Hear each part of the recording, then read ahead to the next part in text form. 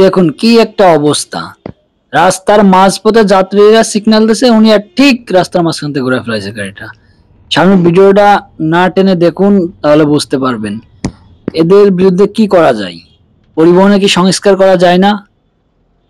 এত নিরাপদ সড়ক আন্দোলন করলো ছাত্ররা, তারপরেও এরা ঠিক হলো না। কয়দিন ঠিক হয়, পরে আবার যা তা হয়ে যায়। দেখুন গাড়িটা কি করে, শুধু দেখুন, এই দেখেন গাড়িটা ডানে কাটাইছে, হঠাৎ করে সিগন্যাল দিয়েছে তারা যাবে, রাস্তার মাঝপথে থেকে বামে বাঁকা করে যেরকম রোটাচ্ছে। এটা কোনো নিয়ম হলো? এটা দেশে কোনো কি নিয়ম কানুন নাই নাকি? অথচ পিছনে কিন্তু ট্রাফিক আছে, তাদেরকে কিছু। আবার দেখুন কালো ধোঁয়া, এই কালো ধোঁয়ার মানে পরিবেশ দূষিত করে বায়ু, মানে এদের কি বলবো, আর কিছু বলার নাই। এদের কি বিবেক নামে যে আদালত, সেটা মনে হয় মারা গেছে। আসলে এইভাবে একটা দেশ চলতে পারে না।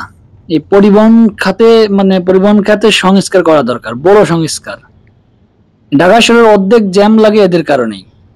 এদের এই নিজেদের কোম্পানি পাড়াপাড়ি করে একটা বাসকে দেখলে আর একটা বাস আড়ি করে দাঁড় করা থাকে, মানে অর্ধেক বাঁকা করে দাঁড়ায় থাকে, আরেকটাকে আর একটা যেতে দেবে না। এইভাবে চলতে থাকলে তো এই ঢাকা শহরের জ্যামজটও কখনো যাবে না, তারপর দুর্ঘটনা রোধ করা যাবে না। এর একটা ব্যবস্থা নেওয়া উচিত সরকারকে। আর না হলে আবার সেই নিরাপদ সড়ক আন্দোলনের হবে কোন সময় ঠিক নাই।